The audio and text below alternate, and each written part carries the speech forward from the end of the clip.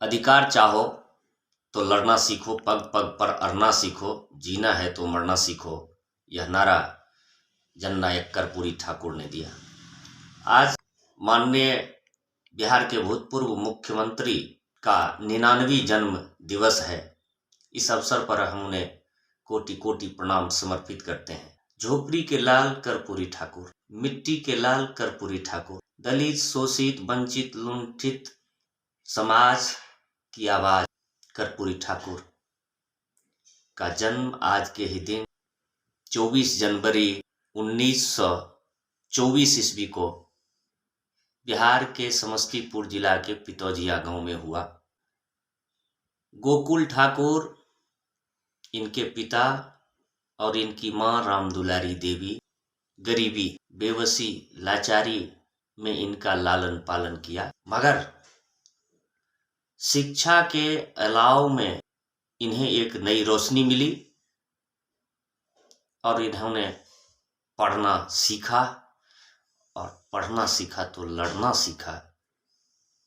और उस तत्कालीन समय, वह काल जो जातिवाद, छुआछूत, भेदभाव, साधन विहीन व्यवस्था में कर्पूरी ठाकुर संघर्ष के मैदान में रहे, स्वतंत्रता सेनानी रहे, भारत छोड़ो आंदोलन में 26 महीने जेल में बिताए, शिक्षक रहे और फिर समाजवादी धारा, जनता की आवाज, जन जन के लोकप्रिय जननायक कर्पूरी ठाकुर बिहार के उप मुख्यमंत्री बने, शिक्षा मंत्री बने और दो बार बिहार के मुख्यमंत्री बने। पहली बार 22 दिसंबर 1970 से 2 जून 1971 तक, और दूसरी बार 24 जून 1977 से 21 अप्रैल 1979 ईस्वी तक बिहार के मुख्यमंत्री रहे। कुल मिलाकर इनके मुख्यमंत्रित्व काल का जो कार्यकाल है वह करीब 2.5 वर्ष से भी कम है। लेकिन इसी कार्यकाल में, अपने शिक्षा मंत्रित्व कार्यकाल में, उप मुख्यमंत्रित्व कार्यकाल में और मुख्यमंत्री बनने के बाद सबसे बेहतरीन काम जो साल 1971 में हुआ वह था मुंगेरी लाल कमीशन का गठन। लेकिन 6 महीना के मुख्यमंत्री जिम्मेवारी से बाहर होने के बाद मुंगेरी लाल कमीशन रिपोर्ट पर पूरी तरह से काम नहीं कर सके, और साल 1976 में मुंगेरी लाल कमीशन की रिपोर्ट तैयार हो गई। जब दूसरी बार बिहार के मुख्यमंत्री बने तो 10 नवंबर 1978 को मुंगेरी लाल कमीशन बहाल कर दिया। पिछड़ी जातियों को 27% आरक्षण, मैट्रिक की परीक्षा में अंग्रेजी की अनिवार्यता समाप्त कर दी, कर्पूरी डिवीजन के नाम से प्रसिद्ध रहा। लेकिन पूंजीवादी, सामंती और समाजवादी विचारधारा के विरोधी लोग कर्पूरी ठाकुर को गालियां तक दी। बड़ा हंगामा हुआ, उन्होंने नहीं माना, सुना, शालीनता के साथ उसका प्रतिकार भी किया और पिछड़ों के हिमायती, समाज के चहेते, हर वर्ग के लोकप्रिय कर्पूरी ठाकुर गांधी मैदान में मेला बुलाकर एक ही दिन में 9000 इंजीनियर और कनीय अभियंता को नियुक्ति दे दी। उन्होंने समाज में बहुत ऐसा काम किया। एक सच है कि जब वह मुख्यमंत्री थे तो इनके गांव के सामंती लोगों ने इनके पिता को, जो पूर्व का परंपरागत पेशा है नाई, उनको बुलाया। आने में विलंब हुई तो लठैतों को उनके दरवाजे पर भेज दिया। इस बात की सूचना समस्तीपुर जिला प्रशासन को लगी और समस्तीपुर जिला प्रशासन वहां पहुंचकर लठैतों को, बदमाशों को हिरासत में लिया, लेकिन कर्पूरी ठाकुर ने उनको जेल जाने से बचा लिया। प्रशासन कहा कि नहीं, यह एक मुख्यमंत्री के पिता के साथ हादसा किया है और हम इसे नहीं छोड़ सकते। उसने कहा कि इसलिए इसको जेल भेजा जाए कि यह मुख्यमंत्री के पिता के साथ नाइंसाफी की है। मेरे पिता जैसे लाखों लाख लोग पता नहीं लाठी खाते खाते और उलाहना सहते सहते इसी तरह दम तोड़ देते हैं। अगर यही करना है तो अभियान चलाओ और ऐसे लोगों को आज से बचाने का कार्य शुरू करो। बड़ा ही समाजवादी विचारधारा के लोग, जिनके तन पर कुर्ते फटे हुए हों, जिनके पैर में चप्पल टूटे हुए हों, जिनके बाल में कंघी तक ना लगे हों, और वो जन जन का चहेता बन जाता है, खासियत है। इनके राजनीतिक गुरु लोकनायक जयप्रकाश नारायण और महान समाजवादी चिंतक डॉक्टर राम मनोहर लोहिया रहे हैं। इनके अभिन्नतम साथी एवं मित्रों में से राम सेवक यादव और आदरणीय मधुलिमये जी रहे हैं। इनके अगर शिष्य की आप बात करें तो बिहार ही नहीं, देश की राजनीति में भी एक अहम हस्तक्षेप रखने वाले शख्स स्वर्गीय रामविलास पासवान, आदरणीय लालू प्रसाद यादव,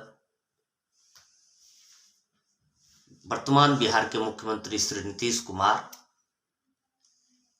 और आज के तारीख में राज्यसभा के सांसद, भारतीय जनता पार्टी के नेता सुशील कुमार मोदी कर्पूरी ठाकुर के शिष्य रहे हैं। समाजवादी गुट, समाजवादी पार्टी, जनता पार्टी के अंदर कांग्रेस पार्टी से आए हुए कुछ लोगों को सरकार में, इनकी सरकार में मंत्री बना दिया गया था। और फणीश्वर नाथ रेणु जो समाजवादी लेखक, कहानीकार, चित्रकार, फिल्मकार, व्यंग्यकार, कवि रहे हैं, उन्होंने कर्पूरी ठाकुर पर एक व्यंग लिखा, कविता लिखा। कांग्रेस से आए हुए लोगों को त्रिवेणी संघ कहा जाता था, ऐसे लोगों पर लिखा कि आचार नहीं कर बदला तो सरकार बदल कर क्या होगा, बेसुरी रही झनकार तो तार बदल कर क्या होगा, जहां सारे माझी पागल हैं पतवार बदल कर क्या होगा, ये भ्रष्टाचारी शासक क्या निर्माण जगाएगा, और सही मायने में क्या लोकतंत्र कायम हो पाएगा। ऐसे महान शख्स की इतने कटु टिप्पणी के बावजूद भी वो फणीश्वर नाथ रेणु से बहुत स्नेह करते थे और वो अवगत थे। कर्पूरी ठाकुर की काबिलियत ये थी कि दोस्त और दुश्मन को ये पता नहीं चलता था कि कर्पूरी ठाकुर कब समर्थन दे देंगे और कब समर्थन वापस ले लेंगे, कब किनके साथ मिलकर सरकार बना लेंगे और कब किनके साथ मिलकर सरकार गिरा देंगे। ये उनकी बड़ी काबिलियत थी, अहमियत थी। बताया जाता है कि लोकनायक जयप्रकाश नारायण की पटना में जन्म दिवस मनाया जा रहा था और उसमें सारे लोग इकट्ठा हुए थे। कर्पूरी ठाकुर फटे कुर्ते, टूटे चप्पल, बिखरे बाल के साथ पहुंचे तो किसी ने व्यंग कर दिया कि एक मुख्यमंत्री के ठीक ठाक रहन सहन के लिए कितना वेतन भत्ता होना चाहिए।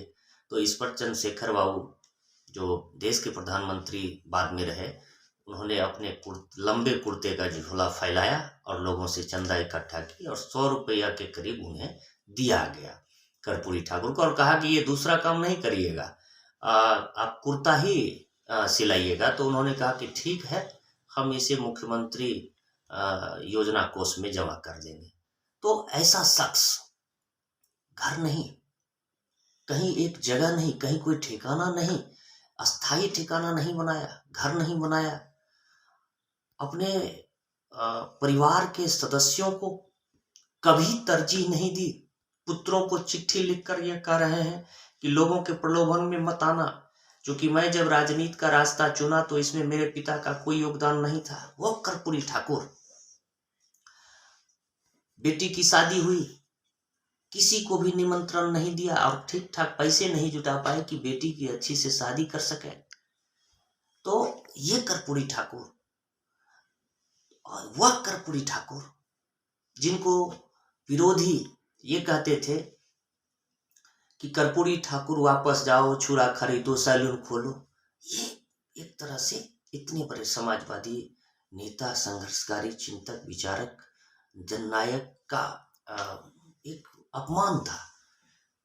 फिर भी वो प्रतिकार नहीं करते थे और उनकी जो वाक्य पटुता थी उसमें शालीनता भी थी और चेतावनी भी थी। तो इस तरह का कर्पूरी ठाकुर अपने जीवन में, और सबसे अहम सवाल रहा कि सन 1952 ईस्वी में उन्होंने पहली बार विधानसभा का चुनाव जीता, एमएलए बने और जीवन प्रयत्न कभी चुनाव नहीं हारे। एक कहानी है जो सच है, जब चुनाव जीते उनको ऑस्ट्रिया के लिए प्रतिनिधि मंडल में जाना था, उनके पास कोट नहीं थे।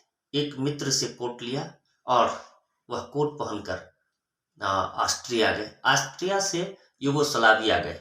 यूगोस्लाविया के मार्शल टीटो ने उनका फटा हुआ कोट देखा तो मार्शल टीटो जननायक कर्पूरी ठाकुर को एक कोट भेंट किया। वह कर्पूरी ठाकुर जो फटा कोट पहनकर दुनिया के देशों में नेतृत्व करने, प्रतिनिधि मंडल का नेतृत्व करने जाते हैं, वो कर्पूरी ठाकुर। और हम जहां से बिलोंग्स करते हैं वह जगह फर्टाइल है। साल 1977 इमरजेंसी के बाद देश के अंदर जनता पार्टी की लहर, फुलपरास विधानसभा का चुनाव होता है। बिहार के मधुबनी जिला में फुलपरास विधानसभा क्षेत्र है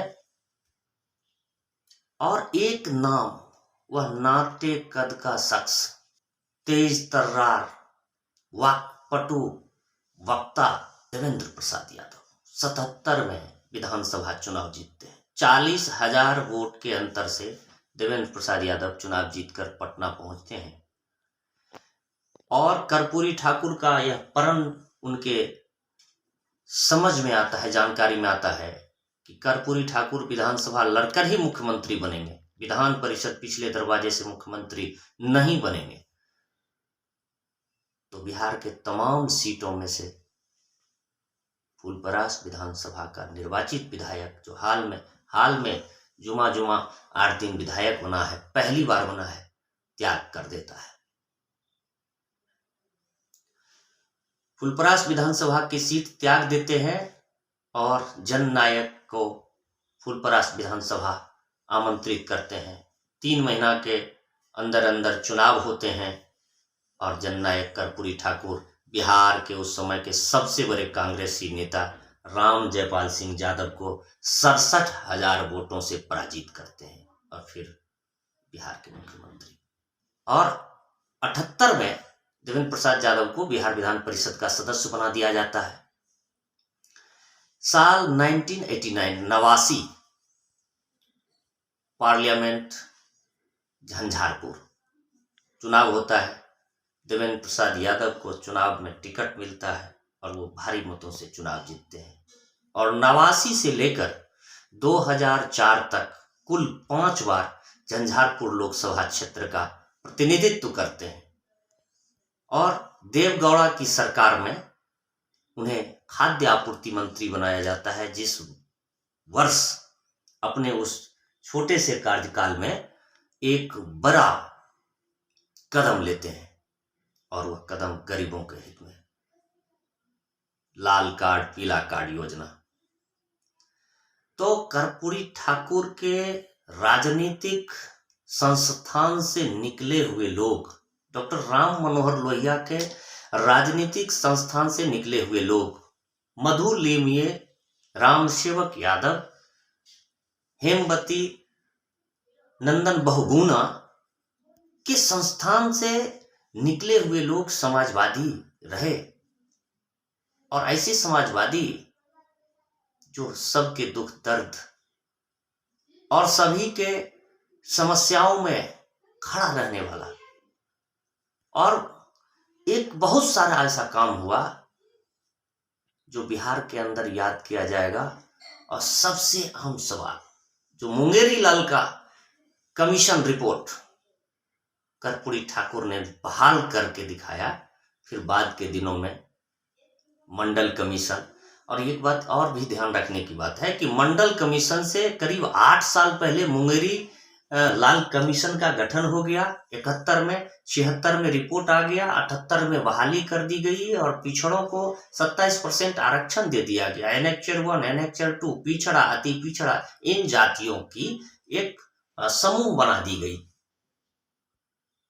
तो ऐसे महान कर्पूरी ठाकुर, जननायक कर्पूरी ठाकुर, झोपड़ी के लाल कर्पूरी ठाकुर, जन जन का चहेता लोकप्रिय कर्पूरी ठाकुर की चर्चा करना आसान हो सकता है, उनको याद किया जाना भले एक आज रस्म हो गया हो, लेकिन उनके आदर्शों, उनके आचरण और उनके व्यवहारों, उनके क्रियाकलापों, उनकी कार्य प्रणाली, उनका साहस, उनका संघर्ष को जीना एक अलग बात हो सकता है। आज स्थिति काल बदला हुआ है, बावजूद इसके भी कि बिहार की मिट्टी समाजवादी, लोकतांत्रिक, धर्मनिरपेक्ष, वैज्ञानिक, प्रगतिशील सोच का रहा है। और जब तक ये चीज जिंदा है, कर्पूरी ठाकुर जैसे शख्स इस जमीन पर आते रहेंगे और अपनी मिसाल की छाप, महान छाप छोड़ते रहेंगे और समाजवाद इसी तरह आगे बढ़ता रहेगा। हम दिल की गहराइयों से कर्पूरी ठाकुर, झोपड़ी के लाल जननायक कर्पूरी ठाकुर को आज उनके जन्म दिवस पर याद करते हुए कोटि कोटि प्रणाम समर्पित करते हैं।